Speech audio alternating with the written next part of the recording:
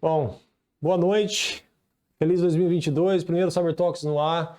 Hoje a gente vai estar batendo um papo com o Felipe da Arpia sobre a plataforma dele. O Cyber Talks agora tem uma dinâmica de trazer ferramentas e também explicar um pouco dos benefícios e da grande ajuda que essas ferramentas podem trazer. Então como um executivo também, às vezes eu tenho certas decisões em certas ferramentas que a gente tem que tomar e eu acho que é muito interessante a gente ter uma plataforma onde que você pode estar achando certos vídeos para você também já poder entender esses benefícios da plataforma. Então hoje, o primeiro Cyber Talks Demo tem a visão de buscar ajudar vocês a tomarem decisão e também aprenderem, né, para um futuro vocês estarem procurando uma plataforma que possa te ajudar a tomar decisões melhores ou, né, te orientar. Aliás, não existe a plataforma perfeita, não existe a ferramenta perfeita. O que existe são maneiras de você ter insights para você poder tomar decisão. E também tem, né, outras ferramentas que ajudam você a ter um nível de segurança maior ou bloquear certos vetores de ataque. Mas, bom, o Cyber Talks hoje abre a primeira vez trazendo o demo e a gente vai seguir numa série de versões para a gente poder trazer várias ferramentas do mercado para que pessoas possam aprender e também entender um pouco de como que essa ferramenta e as outras ferramentas que virão pode te ajudar nessa decisão, que eu acho muito importante. Eu, né, como eu mesmo mencionei, tenho grandes dificuldades, às vezes, de selecionar ferramentas, uma por falta de tempo e também por não entender muito bem o valor daquela ferramenta para o meu business. Então é interessante a gente falar sobre isso. Então, sem mais, né, vamos chamar o nosso convidado, que é o Felipe. Deixa eu trazer ele aqui na tela. Felipe, seja bem-vindo, né? A gente se conheceu em Londres, ele veio aqui, a gente tomou uma cerveja, ele falou da ferramenta dele para mim, a gente falou bastante. Isso foi antes da pandemia, a gente sempre manteve o contato. Bom, primeiramente, seja bem-vindo, Felipe. Muito obrigado, Rafael. Naquela conversa que nós tivemos em Londres, o mundo era outro, mas de lá para cá, no panorama do nosso mercado, né, o mercado da ameaça cibernética, eu acho que a coisa só se intensificou. Então, de lá para cá, né, apesar de todos os contratempos e todos os problemas que a humanidade viveu, a gente teve momentos, né, 2 anos e mais um pouquinho aí, muito dinâmicos, de muito aprendizado e muito crescimento. E assim, espero poder trazer um pouco desse aprendizado e desse conhecimento para essa conversa de hoje. Não, fantástico. E também eu acho que a gente tem que começar já, antes da gente ir para a apresentação da plataforma, que eu estou aqui, né, curioso. Aliás, eu conheço ela, você já me mostrou, mas vamos mostrar para o público, né? Mas eu estou bem, assim, interessado em saber sobre a ideia. Eu lembro que você me comentou, mas eu acho que também vamos começar como que a dor do mercado surgiu para que então você viesse com a ideia. Bacana. Bom, falar um pouquinho da minha história, tá? Do meu background, que aí eu acho que justifica um bocado de como a gente direcionou a ferramenta, da forma que ela foi direcionada, né? Não apenas eu, mas a equipe também que atua aqui dentro da empresa. Eu sou um ex-oficial de inteligência da ABIN, da Agência Brasileira de Inteligência. Eu trabalhei lá entre 2009 e 2019. Mais ou menos em 2013, 2014, quando houve os grandes escândalos de ciberespionagem, após caso Snowden e tudo aquilo que veio na esteira daquele caso, todas as repercussões de espionagem internacional na esfera cibernética, a gente que estava na inteligência, a gente começou a se preocupar muito com a ideia de fazer uma ciberinteligência de mais qualidade, né? E aí eu comecei a observar mais esse mercado, né? Comecei a observar, primeiro, aquilo que as entidades brasileiras consumiam, né? As empresas, e sempre a grande pergunta, assim, o fio condutor desse pensamento, desse raciocínio de qual é a lacuna que existe no mercado, sempre foi assim: por que estados, vamos pensar o Estado brasileiro, o Estado britânico, o Estado canadense, ou qualquer Estado que seja, grandes empresas Então, grandes conglomerados, empresas estratégicas, muitas vezes, de energia, no caso, uma área que você conhece bem, ou outras áreas, e até empresas menores, empresas de varejo, enfim. Por que todos esses atores, por mais que invistam em ferramentas de qualidade de cibersegurança, continuam a sofrer incidentes cibernéticos de grande impacto, né? Essa é a inquietação, né? É isso que nos move dia a dia, né? Acho que muita gente que trabalha no segmento está sempre fazendo essa pergunta. No nosso caso, e aí, assim, é evidente, né? Tudo que você vai fazendo na sua vida vai te guiando para construir essa visão profissional das coisas, né? A resposta que a gente busca dar aqui na empresa para essa pergunta de por que, apesar dos altos investimentos em cibersegurança, as instituições e entidades continuam a sofrer ataques de grande impacto, a resposta que a gente tenta buscar, e a nossa hipótese de trabalho, é que falta inteligência. E aí eu brinco, né, com essa frase que, assim, eu não estou falando de massa cinzenta, né? Eu não estou falando que as pessoas não são inteligentes. Eu estou falando inteligência no sentido intelligence, cyber intelligence, né? Eu estou falando no sentido de entender o mundo fora do meu escopo, entender como esse mundo está me olhando e como ele está preparado para me atacar, ou como pensam os atores maliciosos, desde os atores maliciosos de grande capacidade técnica, de grande capacidade ofensiva, até os intermediários, ou mesmo atores maliciosos de menor capacidade ofensiva, mas que também são capazes, muitas vezes, por falhas humanas, por equívocos, pela utilização de equipamentos, enfim, protocolos legados, acabam causando incidentes também de grande impacto.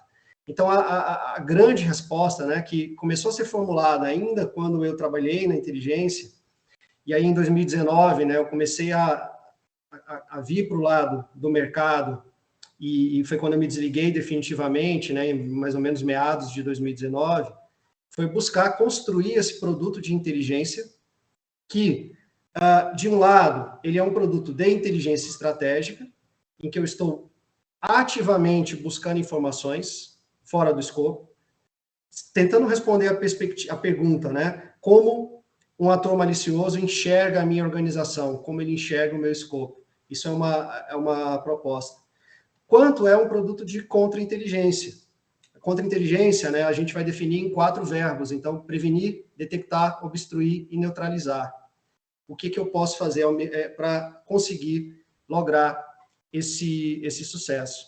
E aí, claro, né, é evidente que todo mundo tem concorrência, então já existem produtos de inteligência no mercado, né? Então, a gente vai pegar um pouco dessa experiência, do que a gente vive, para emoldurar um produto que é, a meu ver, diferenciado, que tem as suas peculiaridades aí. Não, é muito interessante. Aliás, você falou um ponto muito interessante sobre conhecer quem, né, seus atacantes, ou quem tem possibilidades, ou entender um pouco mais o seu inimigo fora. Aliás, é fundamental isso para qualquer empresa que conheça ou entenda, né, o fator por que querem me atacar, ou por que vão me atacar, ou da onde o ataque pode ocorrer, né, para você então poder montar até o seu playbook, ou ter uma informação melhor, como você disse, uma inteligência melhor para que você possa agir. Mas, bom, é interessante ver também, e te dou os parabéns, porque é uma empresa brasileira, uma startup brasileira que agora também já está mais consolidada, e eu acho que é fundamental também por uma perspectiva muito grande, porque sistemas de inteligência, né, eu trabalhei num caso na Itália, só para ilustrar, eu não falo italiano, e é muito difícil às vezes você ter certos reportes em italiano e entender sobre aquela região, né, ou entender sobre a região do Brasil. O inglês, talvez ele seja mais abrangente, mas certas peculiaridades de certos países, você tem que ter empresas e ferramentas que estão mais adaptadas àquela cultura, né? Para que possa trazer essa informação e essa inteligência de uma maneira agregada, para que o executivo possa tomar certas decisões. E eu posso afirmar que nessa experiência que eu tive na Itália foi muito difícil, né? Porque eu não conhecia a cultura, não conhecia como que as gangues trabalham lá. Fica uma coisa meio desconectada quando você tenta, né, entender os vetores de ataque, quando você não pertence a essa cultura. Então essas ferramentas são essenciais para que você possa, talvez, criar um score e um nível mais abstrato sobre a informação que você procura. Exato. Esse aspecto cultural é bem interessante, né? Porque, assim, uma das coisas que vai ter muito sucesso nesse trabalho é justamente o engajamento com as comunidades hackers. Então, vamos pensar o seguinte, e aí eu começo a falar um pouquinho, né? Uma vez que o nosso objetivo aqui é apresentar opções, apresentar ferramentas para o mercado, já começa a falar um pouquinho, assim, do que eu acredito que diferencia o que a gente faz de outras entidades aí, de outras empresas do segmento, né?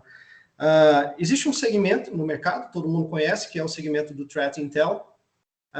Quando alguém me pergunta, a Arpia é uma empresa de Threat Intel, eu prefiro tirar o threat da história e dizer, olha, a gente é uma empresa de inteligência, né?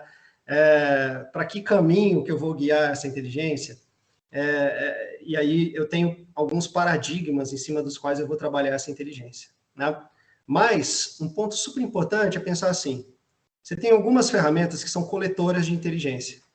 Então, você vai vender essa ferramenta para o mercado, imagina que teu cliente, por exemplo, é um banco preocupado com fraude financeira, fraude de cartão de crédito. Você vai pegar um coletor de inteligência e vai entregar para a instituição. Eu vi isso acontecer, inclusive na vida pública, né? Inclusive na instituição pública em que eu trabalhei. Então, você recebe esse coletor. Só que você, usuário da ferramenta, muitas vezes você não é obrigado a ter o conhecimento avançado desses atores.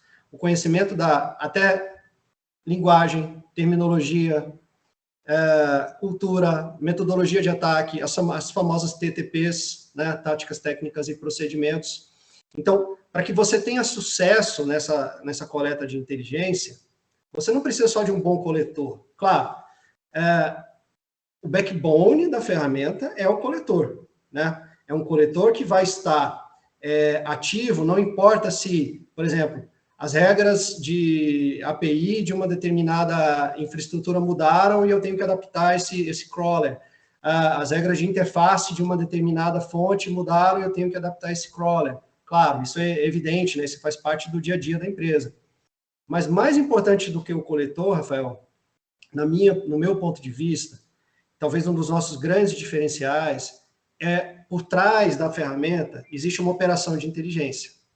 Uma operação de inteligência que começa antes mesmo de a ferramenta ser disponibilizada ao público. O que é essa operação de inteligência? É uma operação de inteligência para garantir os acessos, para garantir que a gente tenha aquilo que no jargão da inteligência se chama de dado negado, que nada mais é do que a informação privilegiada, né? A informação mais importante. Agora, tem um grande segredo, né? Hoje a gente trabalha aqui no Brasil, existe a Lei Geral de Proteção de Dados. A gente trabalha na Europa, existe o GDPR. A gente trabalha em alguns estados dos Estados Unidos, existem as legislações estaduais de proteção de dados. Como que eu faço essa operação? E, evidente, eu não sou um ente estatal que tem os privilégios do ente estatal, né? De pedir uma autorização judicial, etc, etc. Como que eu garanto a legalidade dessa operação? Então, o grande diferencial, acredito, daquilo que a gente faz é trabalhar, modéstia à parte, muito bem com a engenharia social. É criar histórias que me viabilizem os acessos de que eu vou precisar para entender melhor essas comunidades.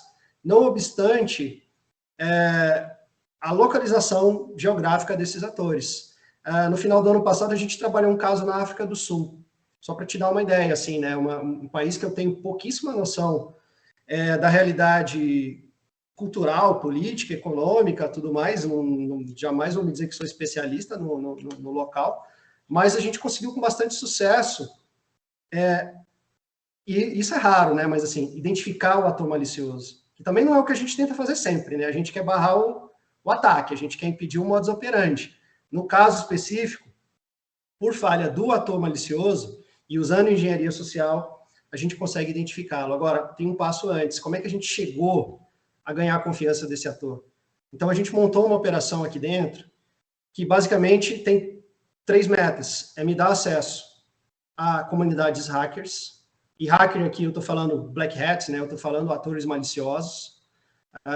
É me dar acesso a comunidades de criminosos digitais, fraudadores, pessoas que estão comercializando dados roubados, pessoas que estão comercializando dados bancários, pessoas que estão comercializando cartões de crédito, táticas de fraude contra varejo e outros elementos que são muito comuns no cenário do cybercrime. E a gente vê uma relação, tá, a título de curiosidade, muito próxima entre criminosos brasileiros e estrangeiros também. No mínimo, o criminoso brasileiro aprende HTTP lá fora e replica aqui. Tá?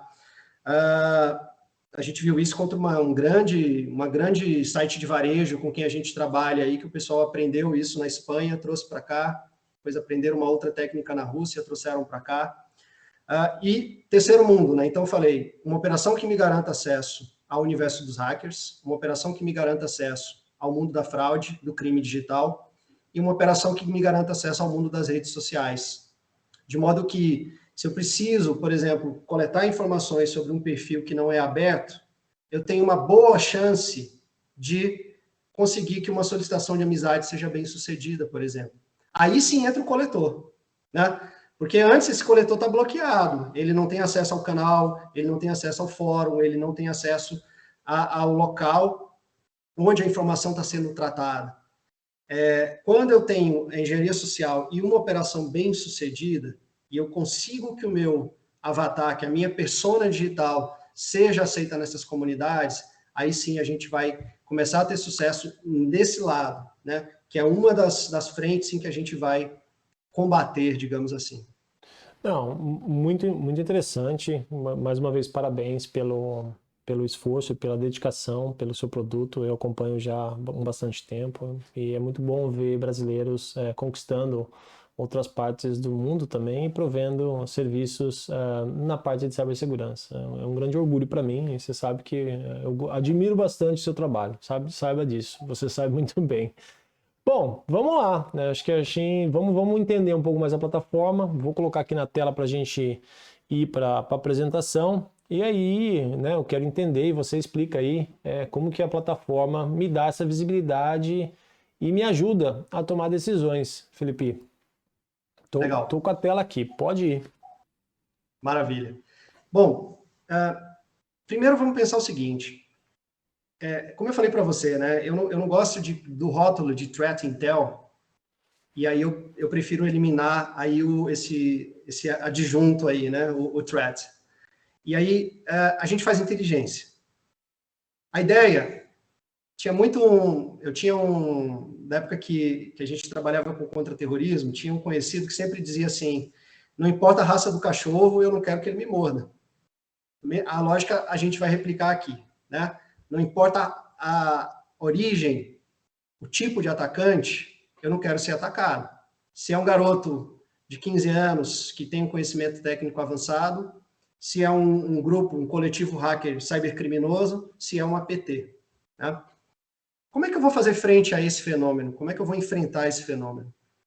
Eu tenho que olhar sobre dois grandes grupos, duas grandes maneiras de encarar como fazer inteligência no ambiente digital. Eu tenho que pensar estrategicamente e eu tenho que pensar taticamente. Quando eu penso estrategicamente, eu tenho que entender, como se diz, acho que a expressão em inglês que melhor exemplifica é o big picture, né? Eu tenho que entender o big picture, eu tenho que entender o panorama geral, né? Então, estrategicamente, eu tenho que olhar para o mundo inteiro. Por isso, a gente, por exemplo, tem uma aba aqui na nossa ferramenta que a gente chama de maestro. O que é o maestro? A gente começa a construir um conhecimento estratégico sobre o mundo, tá? A gente criou aqui internamente, né, uma categorização para a gente que a gente chama de Índice de Poder Cibernético, IPC. Tá? O índice totalmente nosso aqui, não é da FGV, tá? E aí, o que é o IPC? Ele é uma categorização em que a gente vai dizer, olha, esses países que estão num tom mais escuro aqui de vermelho, eles têm um grande poder cibernético, os países mais alaranjados são potências emergentes, os amarelos são intermediários e os verdes ainda estão começando a montar suas infraestruturas. Mas se eu parar para pensar, e eu estou falando em big picture, né, em panorama geral, a gente está conversando com várias empresas muito grandes, a gente está conversando com vários organismos públicos, a gente está conversando com entidades que efetivamente podem vir a ser alvos de uma grande potência cibernética como as que estão em vermelho aí no mapa. Isso significa para a gente, claro, eu não tenho a pretensão ou a arrogância de querer dizer assim, eu vou conseguir fazer que você barre um cyberataque que venha de uma unidade de cyberdefesa ou de cyberexploração de uma dessas grandes potências. Não é essa a ideia, mas a ideia é, eu vou construir o máximo de inteligência possível dentro daquilo que é viável, dentro daquilo que é legalmente aceitável, mas eu vou até o limite do que é legalmente aceitável, que envolve acessar lugares mais limitados, mais restritos, usar a minha operação de inteligência para conseguir esses acessos, para coletar inteligência sobre esses atores. E aí, por exemplo, se a gente clica em qualquer um desses atores aqui, vamos falar de um que está em evidência agora, esses dias está saindo a notícia de que a zona da OTAN está elevando a guarda por causa das tensões envolvendo geopolíticas aí no continente, e aí está elevando a guarda também na área de cyberataques. Então, o que a gente vai oferecer para um cliente aqui? Eu estou falando de conhecimento estratégico. Então, eu quero entender, eu quero que o cliente entenda, e eu vou ter inteligência gerada em cima disso, claro. Aqui, majoritariamente, aquilo que em algum momento se tornou público, ou se tornou no conhecimento, ainda que seja de um nicho muito específico da população, mas a ideia aqui é agregar e juntar esse conhecimento, né?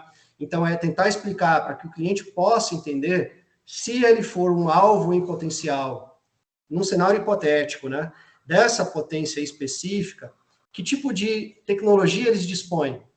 Porque se eu conheço o tipo de tecnologia de que eles dispõem, por exemplo, tecnologia ofensiva, tecnologia defensiva, que tipo de infraestrutura que eles mantêm dentro daquela potência e dentro das unidades de governo que são usadas, ou que se... Aí não vamos acusar ninguém, né? Que se alega serem usadas para fazer cyberataques, que tipo de tecnologia a gente está lidando, a gente consegue trabalhar junto com esse cliente uma estratégia de defesa. Então, é por isso que eu estou falando de conhecimento estratégico aqui, né? Como que eu vou montar? Vamos pensar que o cliente é um micro país ali, um microcosmo do que é o resto do mundo. E a gente quer montar a estratégia de defesa interna dele. Então, passa num primeiro momento em que eu entenda as tecnologias que estão à disposição dos atores de mais alto nível. Esse é um primeiro momento. Aí eu vou afunilando um pouquinho, né? Você vê aqui que a gente tem umas telas de análise, e a gente coloca até assim um pouco na ordem, né? Dessa coisa de afunilar do estratégico até o mais tático, tá? Então, o segundo passo é entender, por exemplo, os Advanced Persistent Threats. É coletar inteligência sobre esses caras também. Mas quando eu falo em coletar inteligência sobre esses caras, eu estou dizendo também, de novo, que eu não quero fazer inteligência porque é legal você ter um relatório para colocar na parede e chamar a atenção de todo mundo. Não. Aí tem um adjetivo que vem depois, que é o tal da inteligência acionável. Como é que eu vou fazer inteligência acionável, por exemplo, sobre um grupo que é acusado de ser um grupo que fez muito ataque, por exemplo, contra esses segmentos aqui, ó, targeted sectors, então, militar, financeiro, criptoativos, governo, saúde, indústria aeroespacial.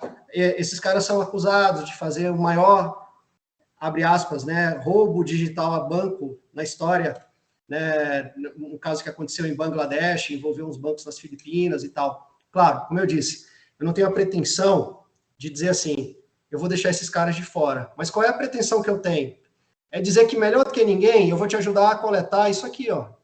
Eu vou montar para você uma estrutura de coleta de indicadores de comprometimento, de rastros, de elementos que esses caras podem gerar e que você, claro, enquanto você não é o alvo direto dele, você já vai conseguir integrar isso com a tua infraestrutura de defesa.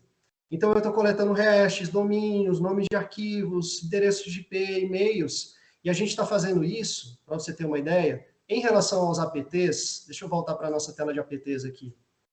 A gente vai categorizá-los por país, se tem patrocínio estatal, se não tem, qual é a motivação, se é criminoso, se é mercenário, se é hacktivista, se é espião, né, espionagem, tudo mais. E aí, quando a gente volta para esse cenário, a gente hoje monitora 541 APTs.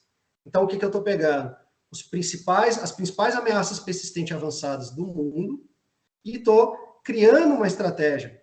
De novo, se a minha tese, vamos voltar lá para aquela primeira pergunta que eu fiz, o que motiva, qual é a hipótese de trabalho? É entender por que mesmo as empresas que mais investem, mesmo as organizações que mais investem, continuam sofrendo ataques. Tá, esses caras vão criar uma camada protetora dos seus ativos, seus respectivos ativos. Esses outros caras aqui, que estão do lado de fora, vão entender como essas camadas protetoras funcionam. Então, a gente quer criar mais uma camada de inteligência baseado naquilo que a gente conseguiu captar, naquilo que a gente conseguiu coletar no mundo exterior desses atores. E aí eu fecho um ciclo de inteligência estratégica, em que eu estou olhando para o mundo inteiro. Tá? Eu estou olhando para o mundo inteiro sob diversas perspectivas. Não apenas uma coleta passiva de open source intelligence, mas, efetivamente, uma coleta em que eu vou engajar com atores maliciosos, em que eu vou buscar grupos, em que eu vou entender as táticas, técnicas e procedimentos, em que eu vou ativamente coletar indícios, indicadores de comprometimento. Uma coisa que a gente vai fazer, por exemplo, Rafael, a gente tem uma RunNet hoje que é bem robusta, que é um negócio que eu tenho orgulho, assim, que eu acho bem interessante. Por quê? Porque não basta eu ter, assim, eu estou puxando dados do mundo lá fora. Aqui isso vai dar dados exclusivos para a gente. Então, o que a gente fez hoje? A gente tem 12 servidores espalhados ao redor do mundo. Esses servidores vão estar, só para você ter uma ideia da dispersão geográfica deles aí, tem um na América Central, tem um na América do Norte, tem alguns na Europa, tem alguns na Ásia, tem um na Oceania, e um na África também, um no continente africano. É melhor para a gente não falar os lugares, para o pessoal não tentar achar depois. Mas esses honeypots, dentro de cada um desses servidores, a gente publica diversos serviços. E aí a gente vai atrair ataque também. Né? Então, a gente sabe de uma TTP nova, a gente vai calibrar essa RunNet para tentar entender de onde vão vir os ataques. E essa dispersão geográfica, ela garante que a gente esteja em diversos pontos do globo, ainda que um ataque seja direcionado para um determinado país, para uma determinada região, ou que tenha bloqueio para alguns países, que a gente tente ter essa amplitude máxima. E aí a gente vai construindo informação também, uma vez que a gente atrai os ataques para essa RunNet. Então, isso vai criando e fortificando essa camada de conhecimento estratégico. Tá? É o primeiro viés, é o primeiro lado da ferramenta. O segundo passo é pensar taticamente. Então, como que se faz inteligência tática? E aí, de novo, né, vem um pouco dessa experiência do mundo da inteligência, da cyberinteligência. Seja você um órgão de inteligência, seja você uma instituição policial, seja você uma empresa privada. Se você está falando que vai fazer inteligência tática, você tem que pensar em 3 coisas. Eu tenho que ter capacidade para monitorar fluxos de pessoas, eu tenho que ter capacidade para monitorar comunicações, e eu tenho que ter capacidade para poder monitorar fluxos financeiros. Claro, se a gente está falando de fluxos de pessoas, é evidente que a gente está falando do cyber aqui.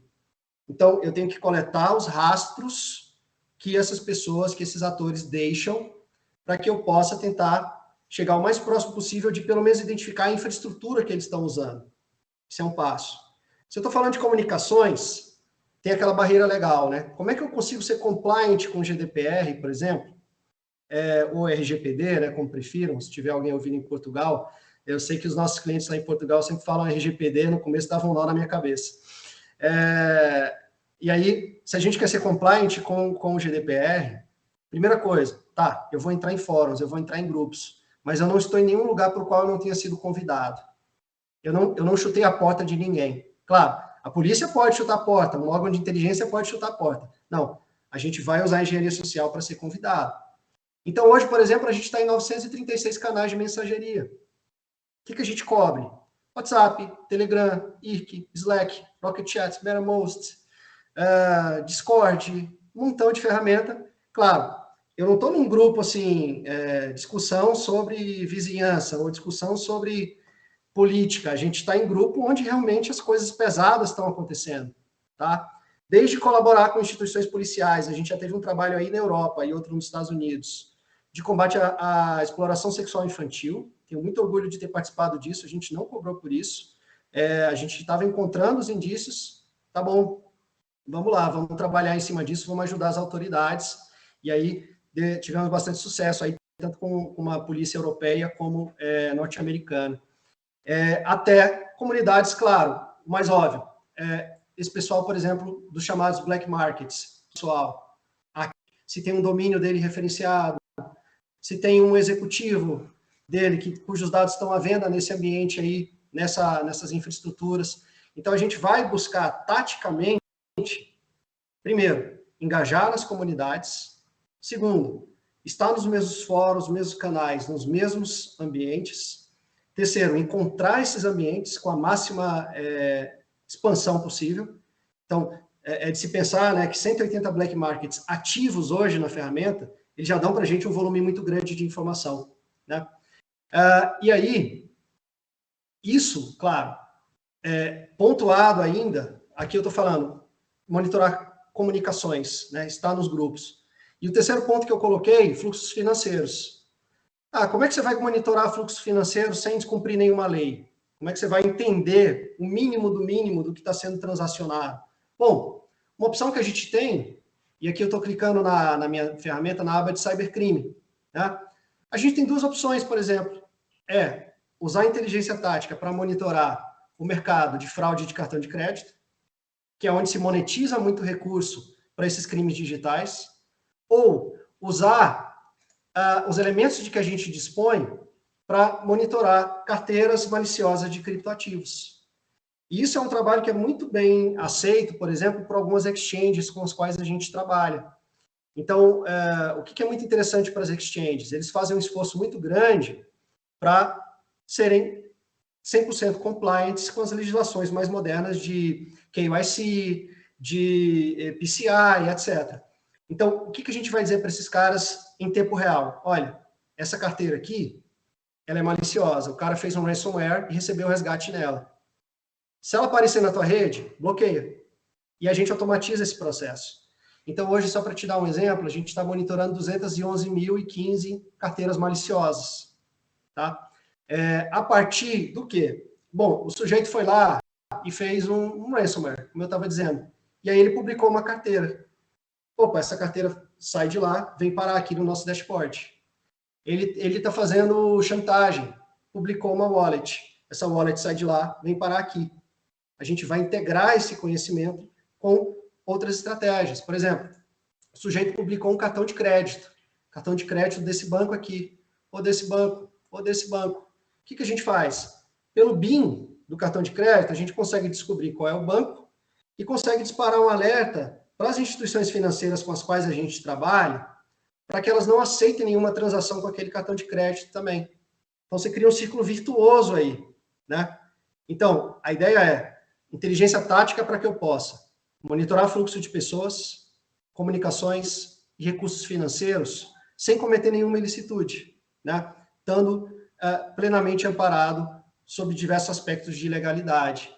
Até que eu chego num ponto de monitorar esses caras, de entender quem eles são, né? De ter uma capacidade bem tática realmente, desde monitorar caras que são pesquisadores, claro, porque os caras vão publicar alguma coisa interessante, né? Então nem todo mundo que está nesse dashboard aí, claro, é ator malicioso, são white hats, são caras do bem que publicam pesquisas de grande qualidade, e a gente vai, claro, monitorar o GitHub dele, vai monitorar ali algumas coisinhas que eles estão publicando, até realmente o pessoal do crime, em que a gente vai, né, sob uma perspectiva aqui de monitoramento de fontes abertas, persistir, vamos pegar esse exemplo aqui, que ele já está inativo porque ele foi preso ano passado, né? Mais ou menos em abril do ano passado, esse brasileiro foi preso pela Polícia Federal. Só um exemplo, esse aqui é a pessoa que tentou invadir o Hospital das Forças Armadas para roubar os exames de Covid do presidente da República. Tá? Naquela discussão, o presidente teve Covid e não teve. Então, até chegar num ponto de monitoramento tático. em que a gente vai construir uma linha do tempo desse ator, a gente vai ver quem ele menciona, quem são as pessoas com quem ele se relaciona, para que eu possa entender o ecossistema dele. A gente constrói a árvore de relacionamentos dele, para que a gente possa também tentar obter mais informações sobre ele a partir de algum desses contatos que ele tem. A gente categoriza, a ferramenta categoriza com a NLP dela automaticamente os incidentes em que essa pessoa está envolvida e a gente vai montar a timeline aqui. Como eu falei, né, ele desapareceu no ano passado, não, desculpa, em 2020, depois que foi preso. Eu acho que ele agora está buscando aí uma vida mais pacata, certamente deve ter mudado aí de lado. Mas esse é um panorama que acaba virando aqui para essa tela, tá, Rafael? Então, assim, são quase 6.500 fontes de coleta de inteligência, espalhadas no mundo inteiro, claro, né? A internet é um fenômeno global.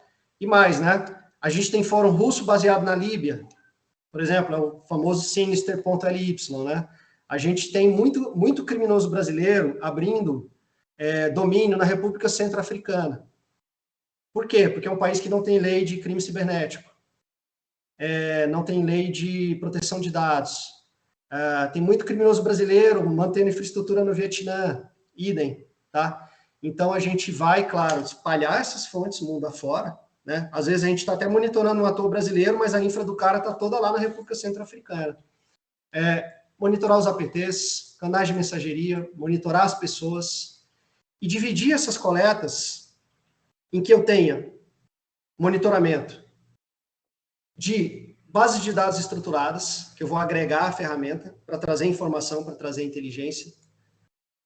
Fontes diversas, que a gente chama de Cyber Threat Landscape, ou em português a gente traduz como coleta difusa. Mas aí também eu vou ter 35 ferramentas testando vulnerabilidade. Então eu estou aqui tentando replicar o ponto de vista desses caras que eu estou monitorando. Dessas 35 ferramentas, mais ou menos 5 são externas, as outras são desenvolvimento próprio nosso. E a gente direciona essas ferramentas para um escopo justamente para que elas achem vulnerabilidades antes que o ator malicioso tenha a oportunidade de encontrá-las. Assim como a gente vai ter essas 3 ferramentas também focadas em aplicações web, tá? Então, num pano rápido, assim, né, tem bastante coisa para mostrar, mas eu queria te mostrar essas features principais aí da ferramenta. Não, é muito interessante. Aliás, tem umas perguntas aqui que eu gostaria de fazer. Parabéns, primeiramente, por manter isso e trazer. Muito interessante poder ter isso tudo ao botão do clique, né, instantaneamente, né? Então, assim, para as pessoas que buscam serviços de inteligência, com certeza montar uma equipe talvez não seja tão fácil quanto parece. Então, esse serviço que vocês oferecem vem igual uma luva. Bom, a minha pergunta é, vamos imaginar que eu sou uma empresa financeira e eu quero, de repente, ter uma maneira de capturar certas informações. A ferramenta permite essa empresa fazer uma customização sobre alguns tópicos que ele quer subscrever para então a sua ferramenta coletar e trazer mais evidência desse seguinte tópico que seja. Não sei, só estou tentando citar aqui. Não, esse é um ponto fundamental que você tocou, né? A gente não tem 2 projetos iguais. Ainda que sejam 2 empresas do mesmo segmento, eles não vão ser iguais. Por quê? Porque o primeiro passo é fazer um recon mesmo, é entender toda a superfície de risco, todos os problemas, todos os elementos que podem afetar uma determinada infraestrutura. E aí, claro, a gente não vai ter 2 infraestruturas iguais, né? Tem empresas que a gente trabalha para 2 departamentos dentro da mesma empresa e são projetos totalmente diferentes, tá? Então, a gente vai fazendo a customização. Por exemplo, tem uma empresa aí na Europa que a gente trabalha com cyber, com risco cyber. Então, a gente foca essas ferramentas de análise de vulnerabilidade, de vazamento de dados e tal. E tem uma outra área da empresa que é o antifraude. E aí é uma estrutura totalmente diferente, em que a gente não quer, né, que ele sofra também.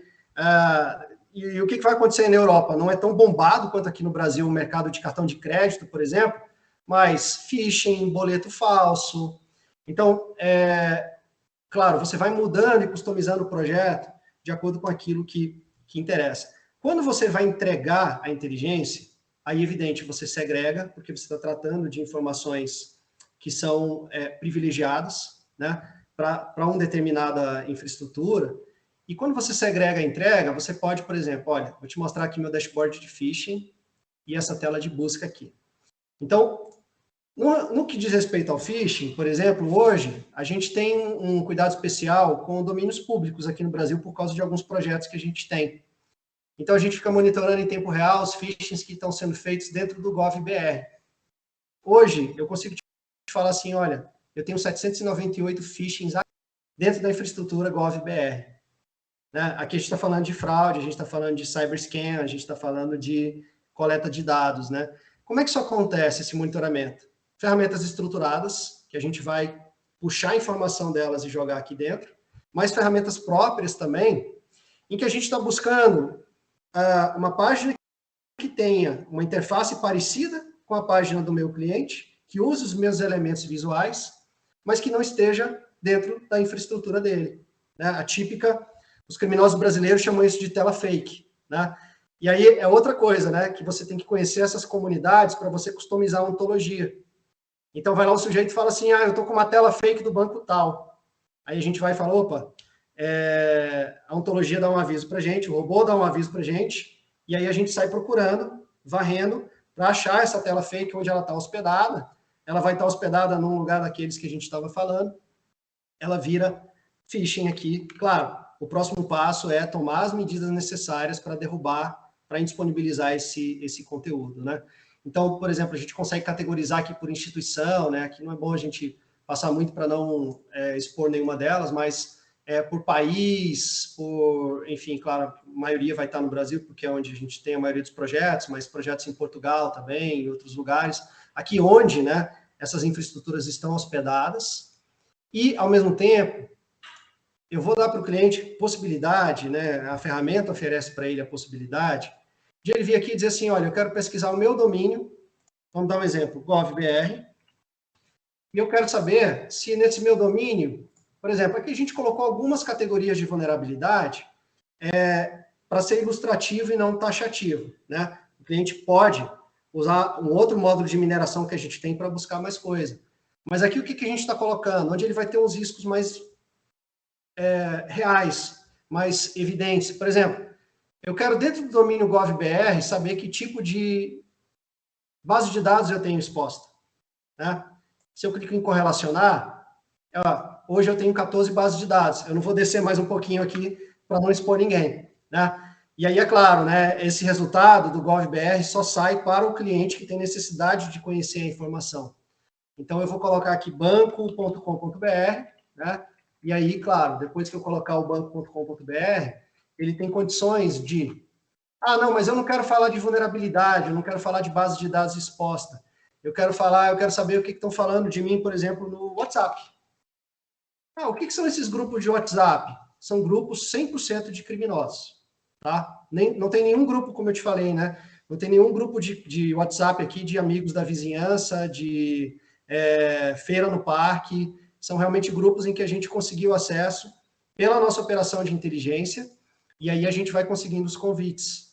Né? A mesma coisa, se eu quiser pesquisar os dois ao mesmo tempo, né? Então, assim, banco tal, o que estão falando de mim no WhatsApp e no Telegram? Né? Aí eu posso fazer uma pesquisa livre e pesquisar um nome. Vou pesquisar o nome do Rafael. Tá? Será que tem alguém falando dele no WhatsApp, no Telegram? Ixi, Maria. Bom que não tem. Melhor não. Não tem. Amém. Não quero, não. No nosso universo aqui, pelo menos, não tá tudo tranquilo. Amém. Obrigado, gente. Estou na paz. Então, a ideia da customização, né, é assim, eu tenho uma camada que ela é útil para todo mundo, que é aquela camada dos APTs, dos atores maliciosos. A gente tem um cuidado, Rafael, de pegar, por exemplo, operações, né? Porque vai ter um fenômeno não raro de operações ativistas. Né? Então, assim, aquela história, não importa a raça do cachorro, eu não quero que ele me morda. É um hacker individual? É um criminoso? É um cara que quer fazer um ransomware? É um ativista? É um cara que quer... Exemplo aí da Europa, tá? Com as empresas que a gente trabalha. Às vezes o cidadão, o sujeito não concorda com alguma política da empresa, uma política de despejo de resíduo, uma política de agrotóxico, uma política de, sei lá, de salarial, e aí o sujeito vai e faz um cyberataque numa perspectiva ativista. Né? Isso acontece com alguma frequência, aí você sabe melhor que eu. Então, a gente vai também monitorar essas operações e tentar entender quem são os atores que estão envolvidos, né? Então, assim, esse tipo de conhecimento ele é aproveitado para quase todo mundo, né? Por quê? Porque a gente está pegando IOCs, porque a gente está pegando TTPs, a gente está pegando informação sobre os atores. Mas aí eu vou customizar para o meu cliente o quê? Esse feed de vulnerabilidades, de blacklists, por exemplo, hoje a gente integra na ferramenta 169 blacklists. Uau. O feed de mensageria. Então, assim, tem alguns grupos em que a gente só entrou porque a gente sabia que interessava para um determinado cliente, né? Determinado cliente tinha interesse em fraude com criptoativos, né? Ele era uma exchange, ele começou a aceitar pagamento no cartão de crédito. Aí ele começa a ver assim, os caras estão usando cartão de crédito falso, ou clonado, né? Vamos usar uma licença poética aqui, que não é exatamente clonado, para fazer cargas aqui nas wallets deles. Então, a gente vai entrar nesses grupos sob demanda desse cliente, buscar uma maneira de buscar esses acessos. Se ele quiser buscar o endereço IP dele, então, assim, a gente cadastra toda a infraestrutura do cliente, e aí ele vai ficar sujeito a essas diferentes coletas, essas diferentes táticas. Essa é legal, né? Passando. E nesse do IP aí, só te interromper ali, daria para de repente fazer uma integração com SOC, sim, né? Não só desses IPs, mas talvez de IPs que estão tentando atacar, para tentar fazer daí já volta, né? Não sei se entra no setor, mas numa parte mais de threat intel, né? Mas exatamente, mas é muito nessa linha mesmo, tá, Rafael? De assim, o que a gente está puxando do mundo exterior tem que virar inteligência acionável. E a melhor maneira de fazer isso é com a integração. Então, a gente vai publicar essas APIs para o cliente. Olha, máquinas maliciosas, IPs maliciosos, ativos que estão atacando nossos pods. Toda essa infraestrutura maliciosa que a gente está mapeando. Agora, por outro lado, o que vai acontecer às vezes, né? Depois que a gente entrou no projeto, a gente trabalha com clientes que têm escopos muito grandes. Então, a gente começa a ver máquinas dele, não é raro, tá? Uma máquina do cliente atacando um pote nosso. Aí a gente para tudo. Né? Opa. Peraí. Principalmente quando se trata de governo, tá? Então, vamos lá. A gente tem que entender agora, porque aquele pote, ele está lá, quem mexe com ele está procurando algo, não está procurando um serviço legítimo, né? Achou o pote porque realmente está fazendo ataque. E a mesma coisa quando se trata de blacklists, né? Ou outra coisa super importante, né? A gente tem uma coleta que a gente chama de coleta proprietária, cujo objetivo principal é pegar, além dos potes, né? Aqui coletas que vêm dos potes, né? Aqui, por exemplo, o pote que a gente tem no Canadá e tudo mais, uma coleta, deixa eu achar um exemplo para mostrar para você, de crime cibernético. Então, o sujeito está dentro de uma botnet, ele está compartilhando informações que ele puxa dessa botnet dele sobre, por isso que a gente chama de cybercrime monitoring, né? Esses aqui são páginas de ransomware, tá? São páginas na Dark Web, onde o pessoal está, aqui provavelmente, né, tá dando not found, porque a página já caiu lá do Onion, mas aqui, por exemplo, é uma empresa... Seria como um Shodan, mas do botnet, né? Não é isso? Isso. E aqui nesse caso, não, aqui de fato, né, uma empresa que sofreu um ransomware, né, aqui essa empresa não é cliente da gente, né, mas como a gente monitora o grupo, isso vem aparecer aqui no nosso feed também, né.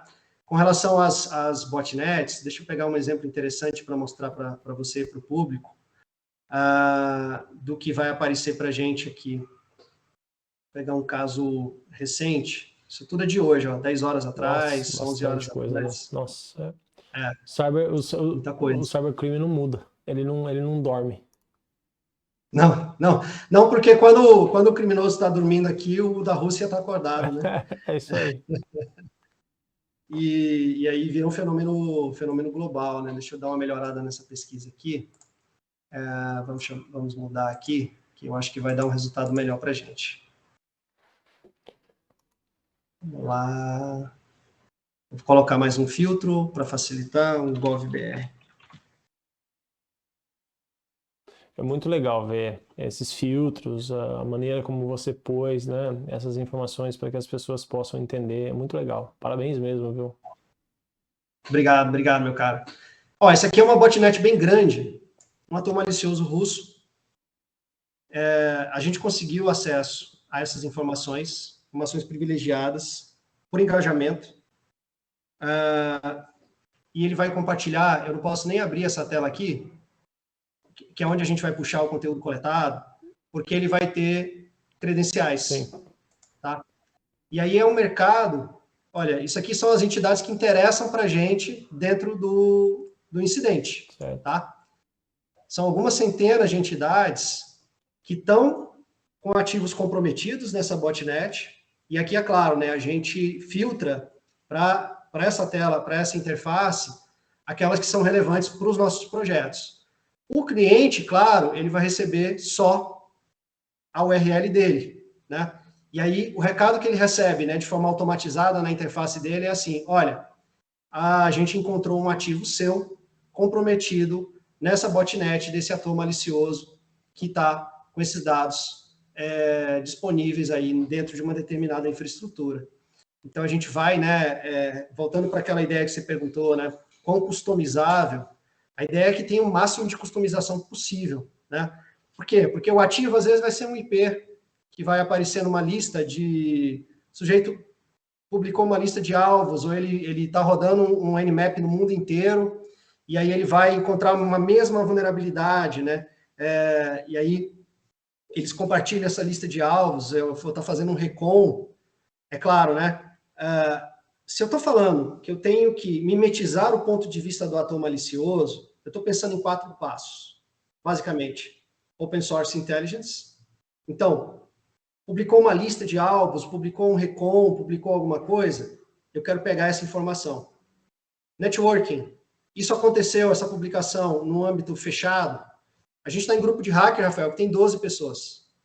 Desculpa, 11 pessoas em um bot. A gente está em grupo de hacker que tem 23 pessoas, que tem 40 pessoas. A gente está em grupo de fraudador que tem 8, 10 pessoas. Porque a gente conquista a confiança deles. Né? Ao mesmo tempo, é o networking. Eu tenho que testar vulnerabilidades. Então, são aquelas 35 ferramentas que eu vou dizer para elas assim, estressa. Claro, com autorização do cliente, né? Olha só, cliente, vai ter... eu vou usar as minhas ferramentas discretamente para fazer alguns testes na sua infra, para ver se você está usando senha padrão em equipamentos IoT, se você tem ativos de rede expostos, se você tem alguma vulnerabilidade na tua camada de criptografia, se você tem alguma base de dados mal configurada, exposta, se você tem algum software legado, sujeito a algum determinado tipo de ataque. Então, a gente está olhando para esses fenômenos, que é o terceiro passo, dessa replicação da atuação do ator malicioso. E o quarto passo, base de dados, acesso a dados. Tem dado teu corporativo exposto ou dado pessoal dos empregados, funcionários da empresa exposto, seja por erro da empresa, às vezes acontece, seja por erro, seja por ataque direto contra os terminais. Pensa no fenômeno da pandemia, né? E até a gente estava brincando no começo, né? O mundo mudou e o nosso segmento ficou ainda mais dinâmico, né? Por quê? Home office.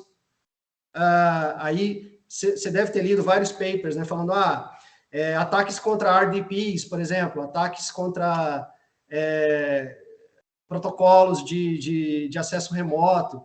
Então, claro, o primeiro passo é ver se esses protocolos estão bem protegidos, que é o passo 3, vulnerabilidade. E o quarto passo, claro, às vezes a própria máquina do cliente, na lógica do bring your own device, e use o seu próprio device em casa, quer dizer, a máquina que ele trabalha é a máquina que o filho dele joga online, a máquina que, enfim, que está exposta a uma série de vulnerabilidades. Então, é ver, com esse monitoramento dessas botnets que a gente consegue fazer, se esse dado foi parar lá por causa disso, por exemplo. Não, olha, Felipe, muito interessante. Obrigado pela apresentação, obrigado pelo seu tempo. Os contatos da Arpia está aqui embaixo. O pessoal da nossa equipe vai disponibilizar para você. Contato do Felipe também, né? Não o telefone, obviamente, mas o contato para você entrar em contato e conhecer mais sobre a plataforma vai estar também disponível. Obrigado pelo seu tempo, muito interessante o que você tem trabalhado e, como eu disse, né, um grande privilégio poder ver o seu trabalho e ver o quanto está evoluindo ano a ano e está com essa plataforma aí magnífica. Parabéns. Muito obrigado, Rafael. Foi um privilégio, uma grande satisfação falar contigo. E espero que as coisas melhorem aí para a gente encontrar novamente aí em Londres e pensar grandes projetos e levar também tecnologia do Brasil aí para esses lados do mundo. Graças a Deus, felizmente, a gente já tem alguns projetos aí. Mas, claro, né, a gente não precisa pensar pequeno, porque a gente está aqui, a gente tem que pensar grande e ir mundo afora aí. Não, sem dúvida.